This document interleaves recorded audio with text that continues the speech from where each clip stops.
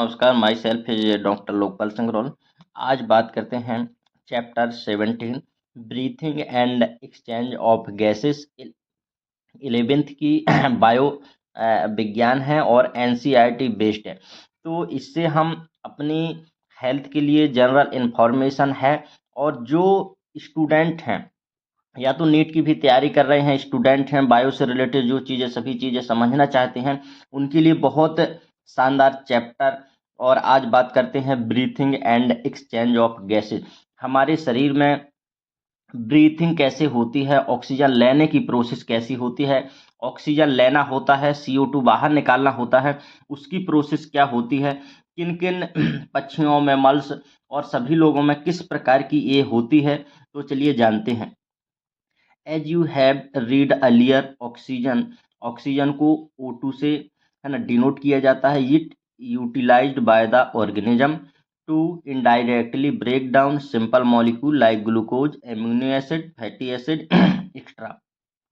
तो जैसे ही हम लोग ऑक्सीजन लेते हैं, उसके साथ में जो ऑर्गेनिज्म है, तो जो हम लोग इनडायरेक्टली जो भोजन होते हैं, मॉलिक्यूल जो अंदर जाते हैं, ग्लूकोज हैं, उसका ब्रेक डाउन होता है, यूटिलाइजेशन होता है, और ये ब्लड के थ्रू अंदर जाते हैं और हमारी बॉडी सेल्स को पहुंचते हैं।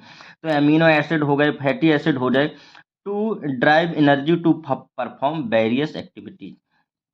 ऑक्सीजन लिया, जो हमारे मॉलिक्यूल्स हैं उसका है ना, उसका ब्रेक डाउन हुआ, उसी से एनर्जी निकलती है। जो एनर्जी निकलती है वही हमारी एक्टिविटी के लिए ज़रूरी होती है।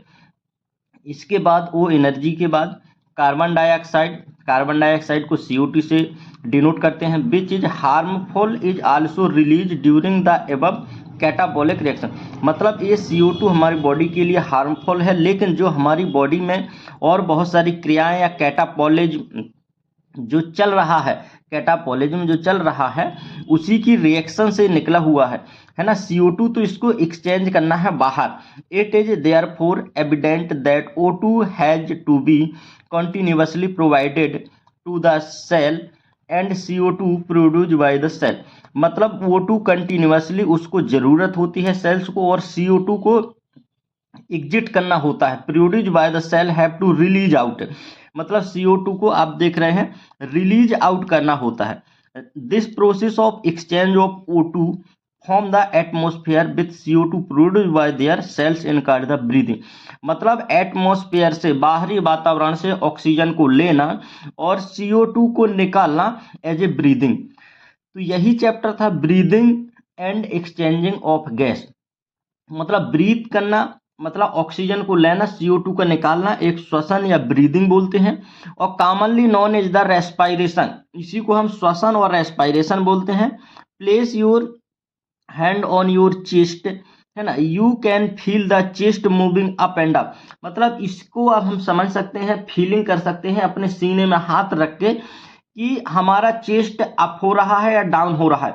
मतलब नीचे साइड को ले रहे हैं, समझ रहे हैं, हम ऑक्सीजन छोड़ रहे हैं, तो उसको हम फीलिंग या पाल्पिटेशन करके समझ सकते हैं। तो ये चीज कि हमारा चेस्ट राइज एंड डाउन होता है।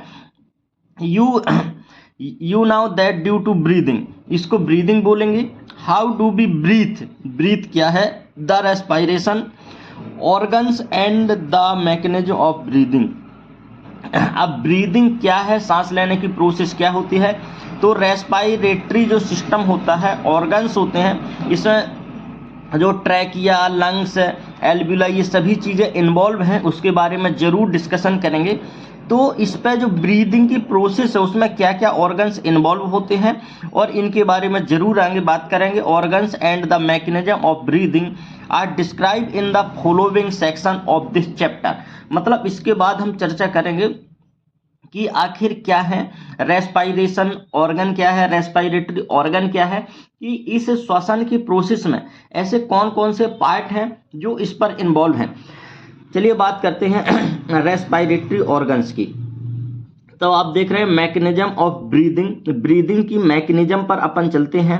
Very among different group of animals, है ना, depending mainly on their habitat and level of organisation. मतलब हर एक एनिमल्स में इसकी रेस्पायरेटरी ऑर्गन्स वो अलग अलग हो सकती हैं, उनकी हैबिटेट, आवास के रहन सहन के अनुसार, आवास के अनुसार, उनके लेवल के अनुसार, उनके ऑर्गेनाइजेशन के अनुसार, जो लोअर्स इनवर्टिब्रेट्स हैं, जो कि लोअर इनवर्टिब्रेट्स जैसे स्पंजेस, सिलेंट्रेट, फ्लैटपम, इस्ट्रा, इस प्रकार के हैं जो इनके अलग अलग हैबिटेट्स के अनुसार हो सकते हैं इनके रेस्पिरेटरी ऑर्गन्स। तो exchange O2 with CO2 bye simple diffusion, मतलब जो स्पॉन्जेस होते हैं इनका जो एक्सचेंज होता है ऑक्सीजन का, जो स्पॉन्जेस होते हैं मैन इंपॉर्टेंट है, स्पॉन्जेस होते हैं, सिलेंट्रेट होते हैं, फ्लैटपम होते हैं, इनका जो एक्सचेंज होता है ऑक्सीजन का with CO2 bye simple diffusion होता है। Simple diffusion over their entire body सब, मतलब सिंपल डिफ्यूजन होता है और बॉडी की सरफेस से इनका होता है, इनकी बॉडी से जो सरफेस है, बॉडी की सतह है, वहां से इनका ऑक्सीजन का एक्सचेंज होता है, डिफ्यूजन से होता है ना। अर्थवर्म की बात किया जाए, केचुए की, use their most cuticle and insect have a network of tubes, मतलब अर्थवर्म जैसे केंचुआ की अगर बात किया जाए तो use their most cuticle and insect have a network, इनमें एक नेटवर्क सा होता है जिस ट्यूब लाइक स्ट्रक्चर, जिसको ट्रैकियल बोला जाता है, ट्रैकियल ट्यूब से होता है। To transport atmospheric air with in the body, मतलब एटमॉस्फेयर की हवा है ना, इसको यूज किया जाता है, यूज करते हैं, और इस प्रकार ट्रैकियल की हेल्प से specially vascularise structure called gills, brachial respiration भी होता है जो कि vascular like bag like structure होते हैं, गिल्स जिनको बोला जाता है, use by the most of the aquatic arthropods and mollusk bear vascularized bag called lungs, pulmonary respiration जैसे कि ये मैमल्स में, हमाप में पाया जाता है, are use by the terrestrial form for the exchange of gases among vertebrate, fish use gills bear amphibian. अब जैसे फिश होते हैं, मछलियों की बात किया जाए, हमारी बात किया जाए तो हम लोग लंग्स से जो ऑक्सीजन लेते हैं तो पल्मोनरी रेस्पिरेशन बोला जाएगा, और जो वर्टिब्रेट्स हैं, फिश हैं, मछली हैं, वो गिल्स के द्वारा, बेयर एम्फीबियन जो रेप्टाइल हैं, बर्ड हैं, एंड मेमल्स है ना, रेस्पायर थ्रू लंग्स। अब जैसे अगर बात किया जाए एम्फीबियन, रेप्टाइल्स, बर्ड, मेमल्स, ये रेस्पायरेशन लेते हैं थ्रू लंग्स के द्वारा। Amphibian like frog can respire through their most skin cutaneous respiration also. अगर फ्रॉग की बात किया जाए तो आप देख रहे हैं respire through their most skin से क्यूटेनियस रेस्पायरेशन। अगर स्किन की बात किया जाए तो क्यूटिकल, क्यूट सेल। तो इस प्रकार है, आप देख रहे हैं रेस्पिरेटरी ऑर्गन्स है जो हर एक मैमल्स में अपने आवास और अपने लेवल के अनुसार उनमें थोड़ा डिफरेंट है, कि ऑर्गन्स डिफरेंट है, कि ऑक्सीजन लेने की जो प्रोसेस है किसमें किस प्रकार की होती है। तो दोस्तों जरूर शेयर और लाइक करें, और ये NCERT बेस है, ये अपने जनरल नॉलेज के अनुसार है, और इसको हम जरूर क्वेश्चन के लिए और हमारे एग्जाम की प्रिपरेशन के लिए बहुत इंपॉर्टेंट है। इसके बाद अगला चर्चा जरूर करेंगे ह्यूमन रेस्पिरेटरी सिस्टम।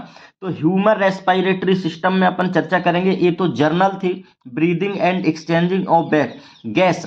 तो बात करेंगे अब अगला चैप्टर है जो ह्यूमन रेस्पिरेटरी सिस्टम, कि हमारे आप में क्या सिस्टम है जो सांस लेने की प्रोसेस है। तो एक बहुत अच्छा चैप्टर है, उसको जानने के लिए जरूर एक्साइटेड होंगे। दोस्तों नमस्कार, थैंक यू।